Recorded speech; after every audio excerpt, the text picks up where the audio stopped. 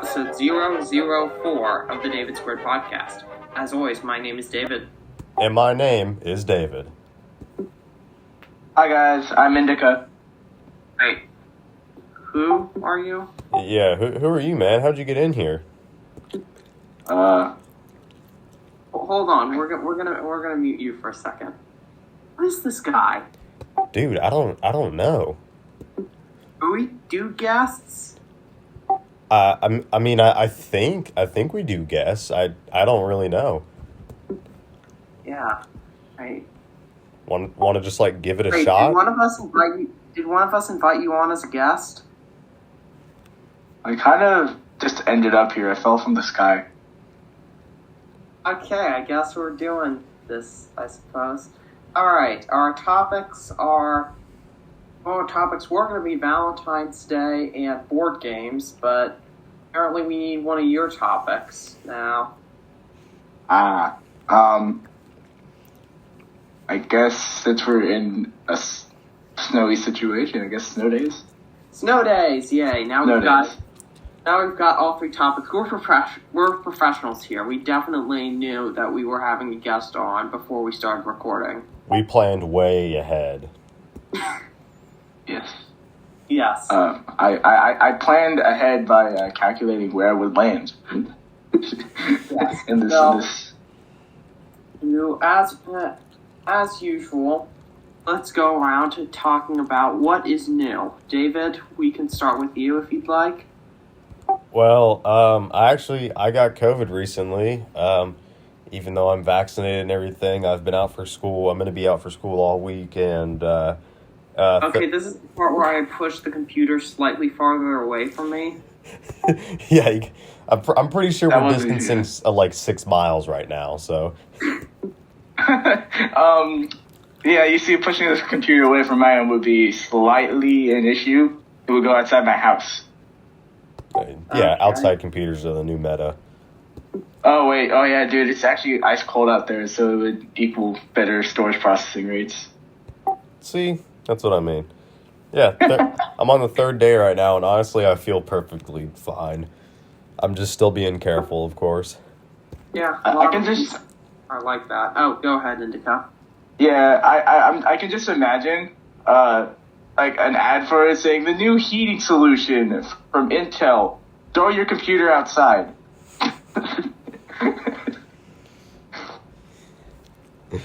Well, this has an ad. Why would that heat things up? No. The heating solution, like the heat problems for like computers. Oh Yeah, when you're overheating. well, David, I what's thought you were been... saying that putting the computer out there would warm you up. Anyway, That'd be quite an interesting solution, but okay. David, go ahead. Well, what's been new with you, David? Ooh, what has been new with me? I have been working on the sequel to my fantasy novel, which I hope once I got the series up and running, I'm probably going to try and publish it. Nice. How would you go about publishing that? Like, is there a specific company or? Well, generally there's two main ways to publish it. If I want basically anyone to read it, I'm being honest here, I'd have to go traditional publishing. That would mean getting a publishing agent, all that stuff, and trying to do that. I do know that typically they look for series, especially in America, over singular books, and young adult fantasy would definitely be pretty marketable. If I can't find a good publisher and an agent, then I could just self-publish on Amazon. Probably wouldn't get a lot of reads, but that's alright. I don't really need that many people to read it. I'd have to do self-marketing, which I don't know the first thing about, so yeah. That does sound pretty cool. I'm a writer, not a businessman. Hearing from lots of different authors and stuff, that self-publishing is really hard. Yeah, I've heard that too, but traditional publishing ain't a cakewalk either. Just Anyway. anything dealing with books in general. Indika, what have you been up to? other than falling from the sky, I've been producing music for an esports team based out of Oregon. Oh, really? Yeah. What kind of They're music named, does that involve? We can't let them know we live in Oregon, okay? The official story is we live in Hawaii. Oh, shoot. I accidentally exposed y'all. Oh, no. Oh, no. Oh, no. Okay, guys, exposed. We live in Oregon. Yep, We live on definitely. the Oregon Yep. Trail. No. David is pretending to have COVID. He actually has dysentery. Pretending to have COVID. Oh, wait, guys, I just have a bit of allergies. Yeah, that's what it is. Really bad allergies. So bad it's contagious.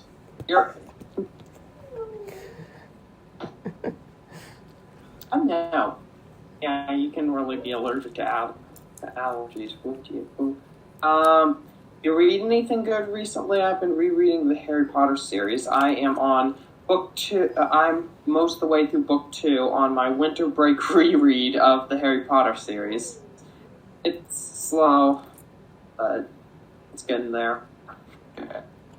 I'm reading 1,000 Splendid Suns, which is it's a pretty good book. Yeah. And then there was also a book I was interested in reading. It's by Neil Bascom, but I forgot the name of it. Like, I haven't read it in a while.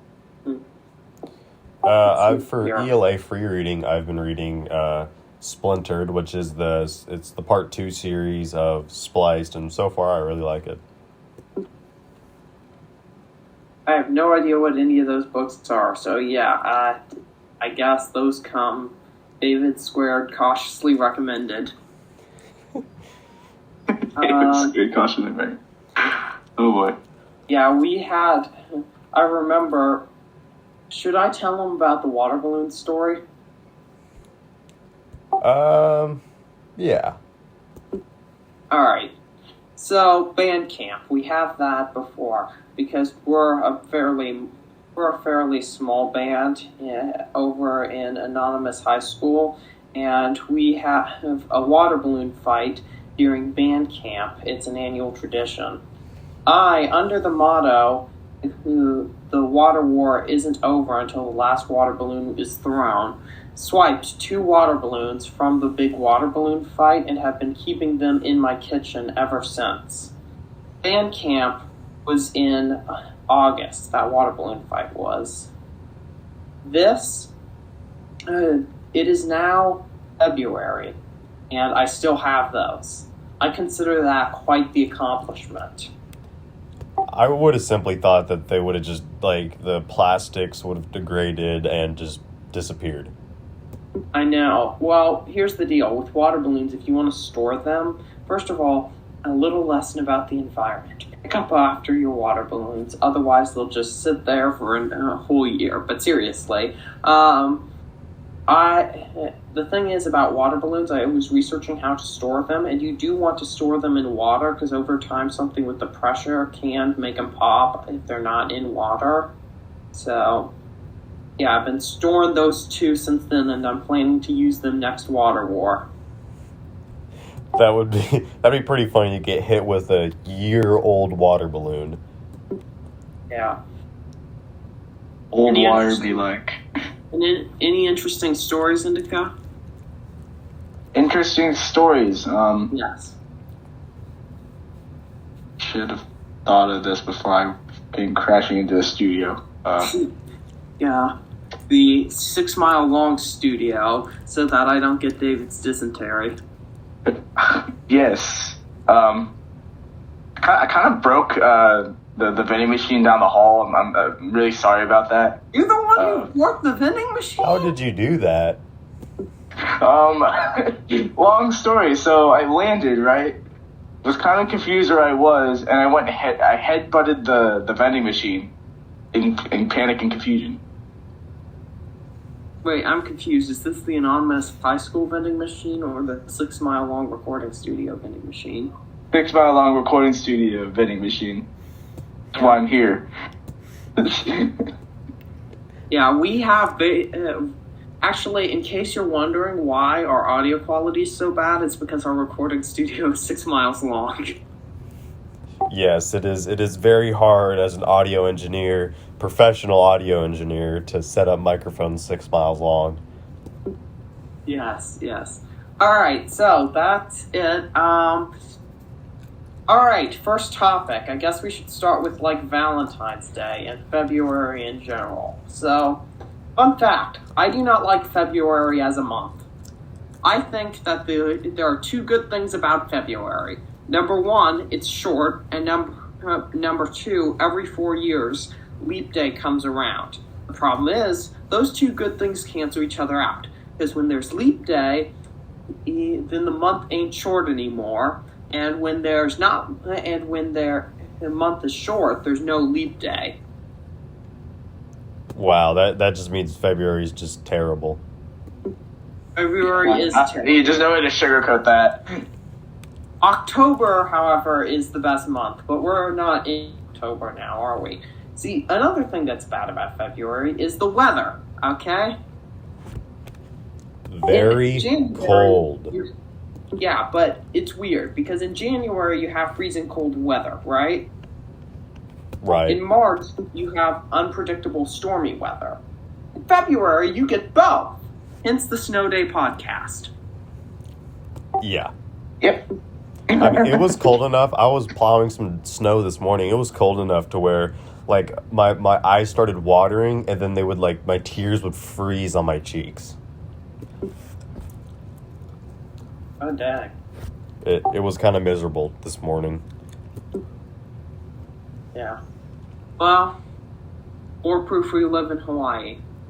Yeah. More proof, dude. I'm not even sure. Yeah, Hawaii is surely Hawaii is longer than 6 miles across. At least the main island is. That I can confirm. Yeah, there are probably some that aren't, but as you can see, we are also geography whizzes. Very much. I know at least where 7 states are. I know, right? Okay, I've got... Okay, so Valentine's Day... Wait, what's up? I know that Ontario is a state, so... Oh, yeah, you can't forget that one. Yeah. Yeah, dude, you can't. Yeah. Freaking Ontario and Winnipeg, those are aren't they rivals? Something like that. Yeah, I know, and then... Isn't Africa north of Florida? Somewhere around that? I mean, they're both hot. I it extends down past Florida, but at least the tip of it's above Florida. Yeah. We know our geography, guys. We know it. We know it. Yes. Anyway, so yeah, another thing about Valentine's Day: boxes of chocolate, aka candy ambling. Are you going to get the ones that taste like really good chocolate, or they're filled with toothpaste? I know. Have you ever had those jelly beans where half of them are normal flavors and half of them are lawn clippings? Terrible. What is it the Harry Potter ones? Well, there are Harry Potter versions of those, and then there are also normal, regular brand versions of those. Pretty much the regular jelly beans. Some of the Harry Potter ones I'm okay with, and the rest I just can't stand. Yeah, I know. It seems like all Valentine's candy is either really good or just so terrible. Yeah, I know what you mean. Russell Stover chocolate. Another thing is, why is candy... Okay, Russell Stover's actually takes the liberty of labeling their chocolate. A lot of boxes of chocolate don't do that, and it gets very annoying. Can't agree. True. But Roman nougat, I just don't like it at all. Yeah, I know. But anyway, another thing is, why is the box of chocolates is so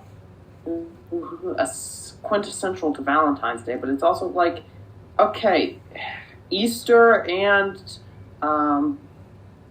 Easter and Halloween both have their big thing is candy, or one of their big things. Can't Valentine's Day kind of get its own thing? It's really unoriginal. Yeah, I know. Also, Yeah. side tangent here. St. Nicholas has St. Valentine beat. Okay? St. Nicholas, once at a religious conference, he literally went over to a rival, I don't know what his rank was, some rival priest or higher rank. I'm not entirely familiar with the current systems of the Catholic Church. He literally punched the guy. Yikes. Santa Claus, everybody.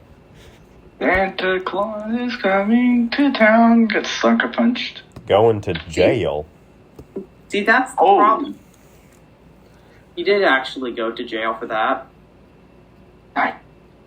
So we have a federal convict giving our. That's great. Hey, not our government though. That's true. He's on. Plus, I'm pretty sure he was pardoned by Jesus himself. That's a good point as well. Some of those legends are fun, but yeah, Santa better watch his back when he visits the Vatican. Man, Valentine's Day is such a bad holiday that they have us talking about Christmas. Exactly. No one even wants to remotely associate with it.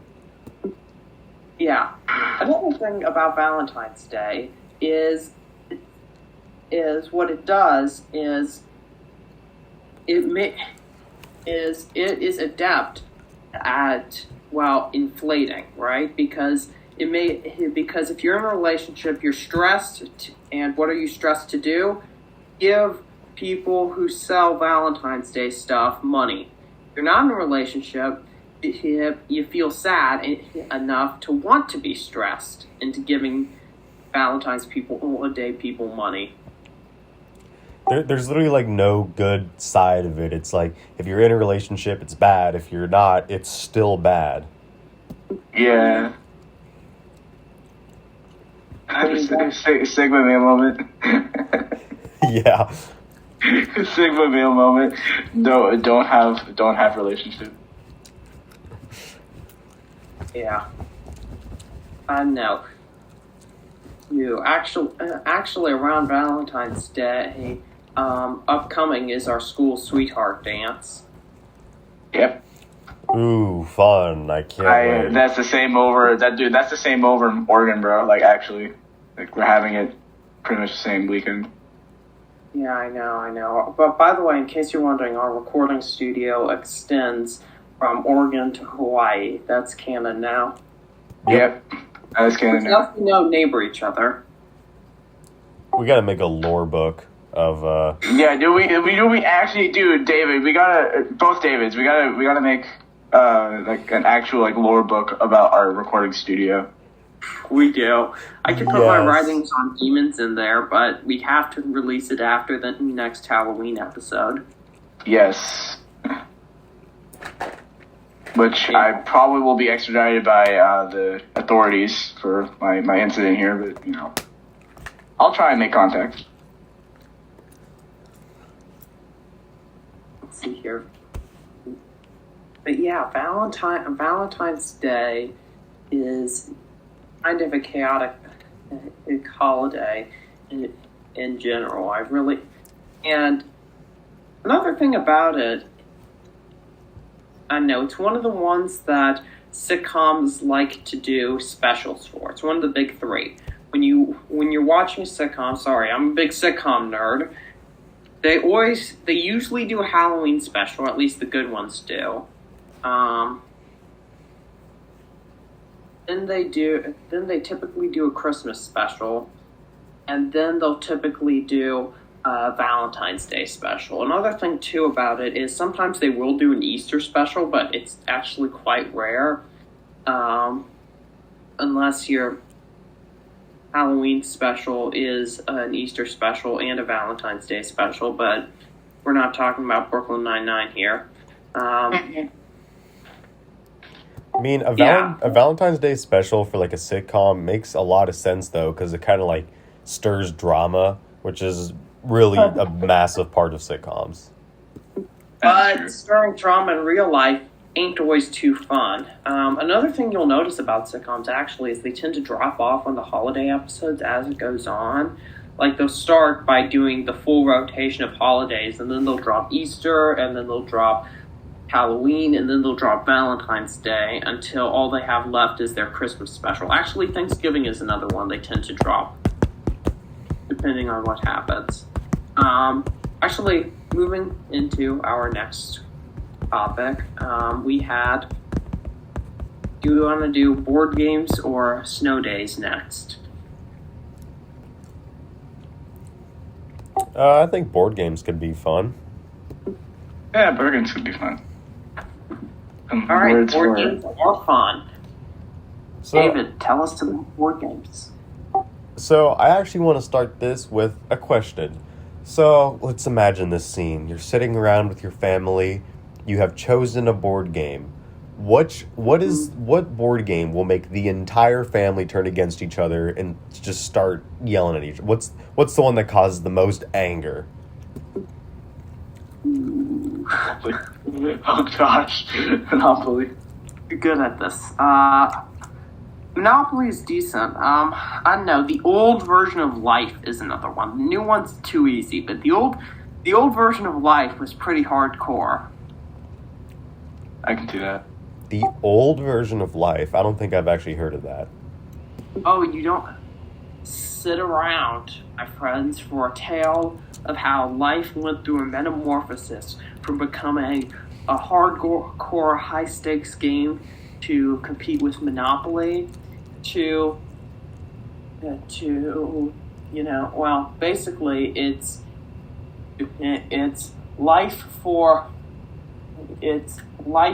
normal people versus life for rich kids who nothing ever bad happens to.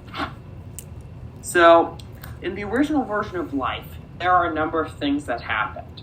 First of all, in both versions of Life, you have to choose between going to college and just seeking employment right off the bat, right? Right. In the original version of Life, which I have not technically played the original version of Life, I have played the Haunted Mansion version of Life, which is based on the original and has a lot of more hardcore rules as opposed to our little soft playground version of the modern game of Life. In the original version of Life, if you wanted to go to college, you basically had to take out $100,000 loan. You had to take a loan right off the bat to get into college. But in this new version of Life, you just need just a little bit of your already obsessively large funds to buy into it. Another thing they did in original Life was if you landed on a space that lost you your job and you had gone to college, you had to pick a job from the non-college regular employment deck. Whereas if you were to whereas in the new version of Life, you can just pick from the college deck, which honestly isn't realistic, because if you went to college to study for a job, you're probably going for a pretty specific job. Yeah, there's kind of college degrees they're like a part of a little niche. Yeah. Although one thing actually, if you're going into law, I'm pretty sure you pretty much need a degree, but you have a more variety of options on what you can get it in. And then you can get in law school, you can still get that law degree thing, Anyway, so yeah, the game of Life was very much softened in recent years, and I kind of wish it hadn't been. All right, so that's my assessment on why it's Life. Indika, you said Monopoly. Why? Why would Monopoly cause a fight? Well, it's not just me. You see, I used to be friends with a lot of people, like in my neighborhood and stuff. Like, Now a bunch of them are in college and stuff, but like before then, we used to play Monopoly like all the time over at their house. And usually what would end up happening is like, so we would go like for like, just play like a little bit of Monopoly and then do some other stuff afterwards. Monopoly either ended up taking the entire time or just canceled the entire thing because somebody got mad. Yeah, I actually personally very much dislike Monopoly because A, it's almost entirely a game of chance. I mean, there is some strategy to it. And B, you can pretty much tell who's going to win a Monopoly game within the first 20 minutes, but it takes 1 to 4 hours for that to actually, happen. Yeah. That time part and it wasn't just me. Like my parents, like when my mom had her brother, decided would always buy all the low end properties, max them out with hotels, and then like get all the railroads and stuff. And was playing like the annoying strategy of just siphoning money with like low level properties. I mean, that's not a bad strategy. It's just annoying. A very interesting video to watch about Monopoly is training an AI. Someone trained an AI to beat Monopoly very consistently, and it's actually kind of cool, the strategy that they used. Interesting. I'll have to check that out. My personal favorite game is Connect 4. Now, hear me out. A lot of people, I believe that Connect 4 is a game of pure strategy. Many people would point to chess as pure strategy, but honestly, I think that there are so many moving parts in chess that you do kind of lose that pure every move counts strategy to it, especially when you're playing at an amateur level. Although, yeah. So I am personally very much a Connect 4 guy, and I think it's a very fun game to play. Yeah. That's my assessment. Connect 4 is very hard because I've played a little bit, and since I have no strategy whatsoever, I'm just kind of placing stuff and hoping that I win, and most times I don't. So what you want to do for Connect 4 is you want to get the high ground. That's one thing. Getting the high ground, especially controlling the middle of the board, is good.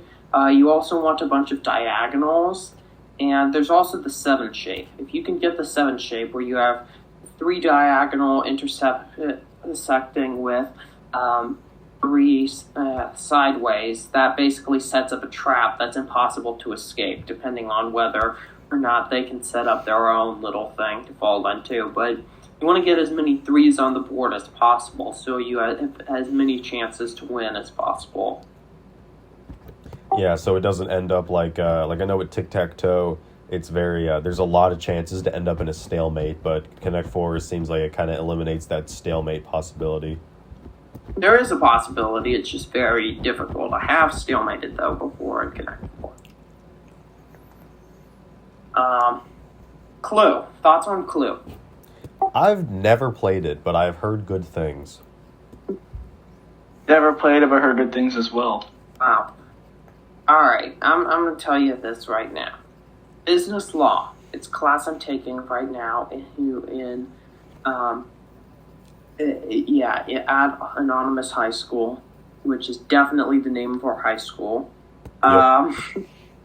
And literally the first 2 weeks, we played Clue twice, the first of which someone kind of messed up, and the board was messed up, and I would have won had someone not thought, the knife and the dagger are different, because we were playing with a separate clue sheet from the one that came with the game. It was a big thing, to the point where, that's kind of the problem with Clue, is that you can't miss a piece, you can't be missing a piece, you can't, have any discrepancies in your game, otherwise the entire play falls apart. It's very frustrating when that happens.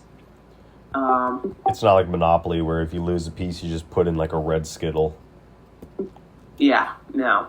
But basically how Clue is played is there's 6 locations, 6 suspects, and 6 murder weapons. Okay, I don't remember all the locations. I think conservatory, library, bedroom, billiard room, there are some others too. Hall was one, and then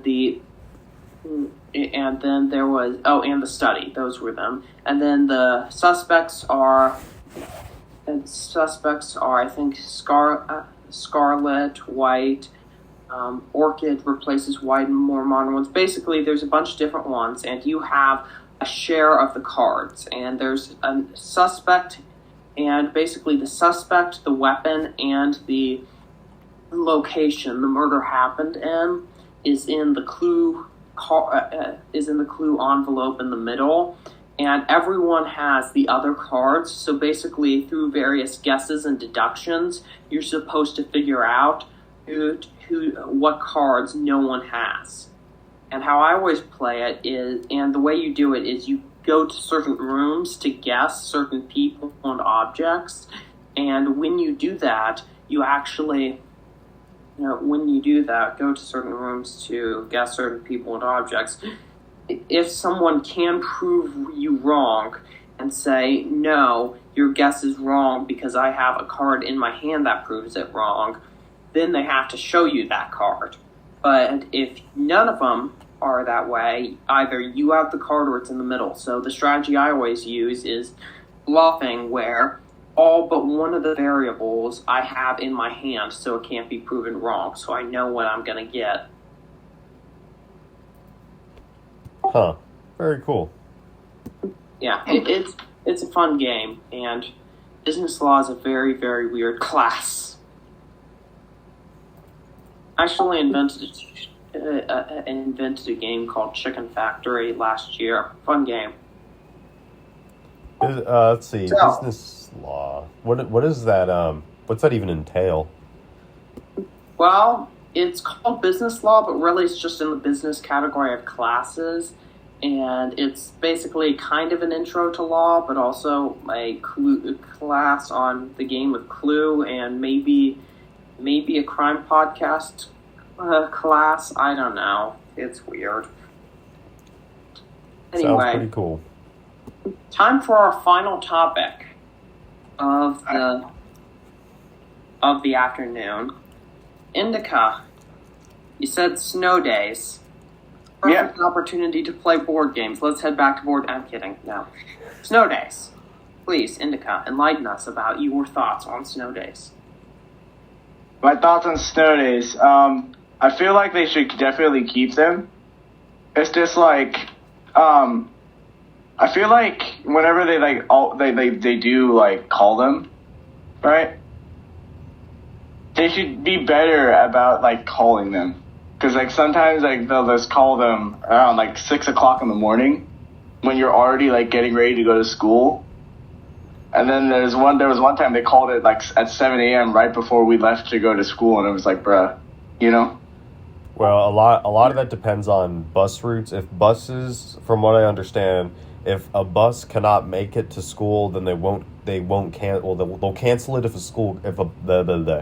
they will cancel school if a bus cannot make it. So a lot of that depends on the bus drivers and this and that and looking at routes. Yeah, I know. And buses have been harder to... they've had a harder time getting to school ever since he had that 6-mile-long recording studio who built in the middle of town. Yeah, that's just... It's such a nightmare. They've been building bridges ever since that happened. Like, trying to get over it. I mean, I told them to just build a school on each side, but they wouldn't listen. They would, bro. Just imagine though, like if 2 different schools were like interconnected, like with like public education and stuff, like just 20-mile long tunnel to each school around. That's okay. That's kind of crazy. I mean, they did that in Boston. Like, their one of their highway networks is just completely underground because the city's so congested. That is pretty crazy. It does kind of make sense. I was about to do my homework last night. I I don't want to do my homework, but I have to. And it was like, oh, snow day, and it wasn't one of the ones you consider, which kind of take the fun out of snow days, if you ask me. So yeah, that was fun. Yeah, thankfully snow days are not like sick days where if you're sick, it's just, oh, get on Canvas and do the work. Snow days are like, you're completely excused.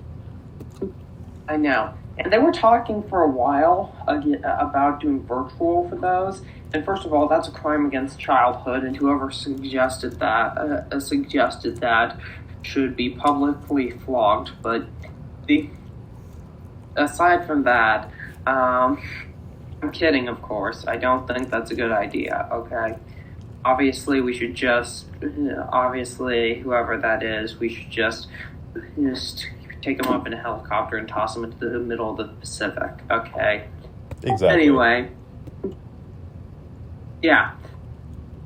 The thing about doing snow days virtually, though, is if you're going to do them well, first of all, it's kind of impossible to prepare for that kind of thing because creating a virtual lesson as a teacher, from a teacher standpoint, because we all have teaching degrees here, right?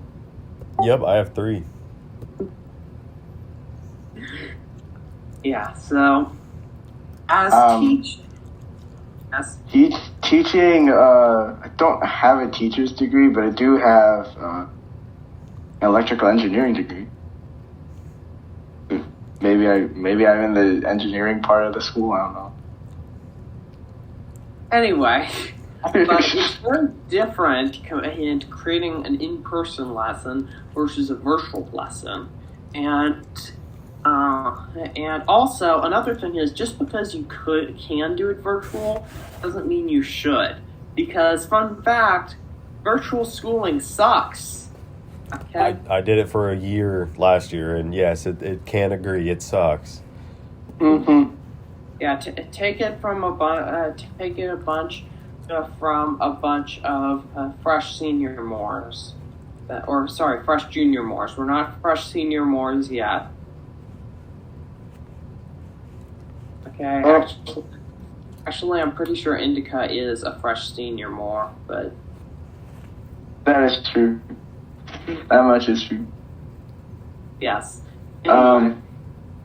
Yeah, so I don't know about the whole entire online schooling thing because, like, especially, I was looking around, like, a bunch of my friends who were already in college said that they went through, like, with COVID and stuff, and they, like, multiple times, like the school, like, canceled for, like, a week and then had, like, hybrid for a week and then canceled again for a week.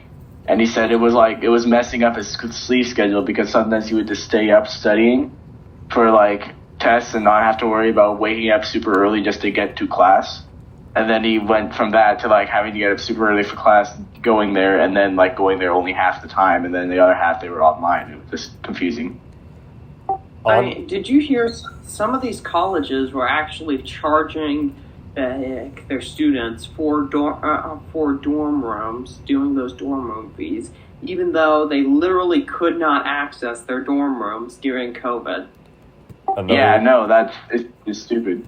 Another big thing was colleges are charging the same amount, the same price for classes online as in person, even though classes online are way cheaper to provide.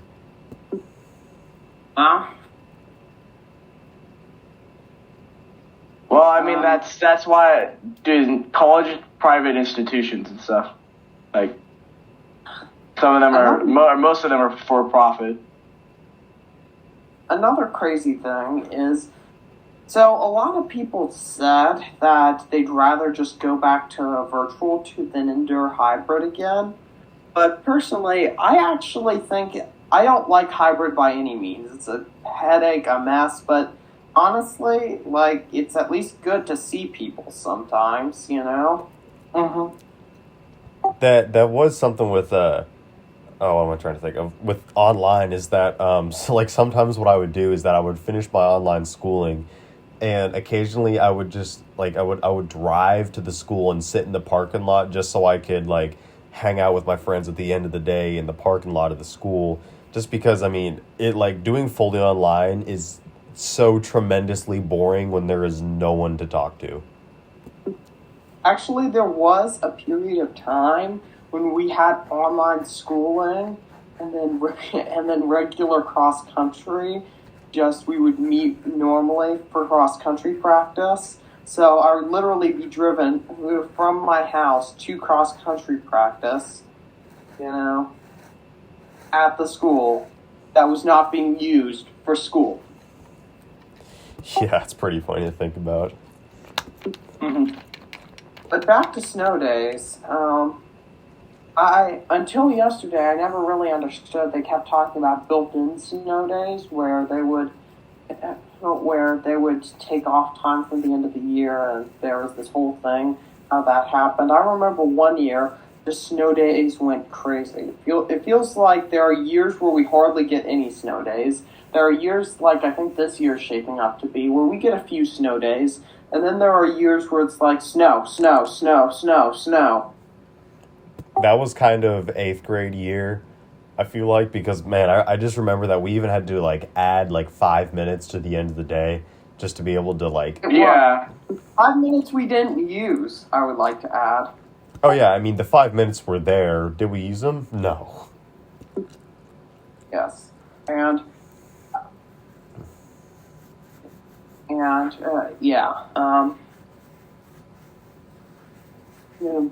by 8th grade, I think you meant an unspecified time in middle school. Yes, very sorry. Unspecified time in middle school. An unknown number of years ago. Just say, yeah, just redacted. That information's redacted now. Yeah. We'll just put a loud beeping noise over it. Yes. Put a loud beeping noise. Hey, editor, edit that out. Oh, wait, I am the editor. Too much work. We should have, like... Hold on, I'll discuss this with y'all later. I have an idea. Oh, no, Indika has an idea. Everyone would take cover. Take cover. Oh, yeah, no, I'm about to go flying again. You guys might want to watch out. Like, I probably should walk down a couple miles. Yeah, in the hallway. I think we've reached pretty much our time for the day. Indika, thank you for being on as our first guest. Because you are our first guest, this was bound to be a little more chaotic. I thank you for taking that leap. A lot of people we asked were like, hey, well, I don't want to be the first guest. I feel like that's too much pressure. Because, I mean, this is kind of a mess. So thank you for volunteering. And by volunteering, I mean jumping into our 6 Mile recording studio as soon as we started recording. Mm-hmm. Oh my gosh! I just had the idea of a vending machine time machine. Anyway, oh my gosh! No, did I break that? No, no. Yes, that's canon now. Our vending machine was a time machine. Okay. Look, the actual time travel episode. I worked very hard on that. Actually, it wasn't really a time travel episode. The lore book is growing thicker. Yeah, it's not. It wasn't really a time travel episode. Like, I mean, seriously, we invented that during our time. You would remember. Oh wait, no, you wouldn't because that's 5 months. Our time travel episode is 5 months from now. But anyway, that's when it happened. Mm-hmm. Anyway. Thank you for being on David Squared. As always, my name is David. And my name is David. And we also had Indika. So thanks for listening to episode 004 of David Squared. And as always, insert catchphrase here.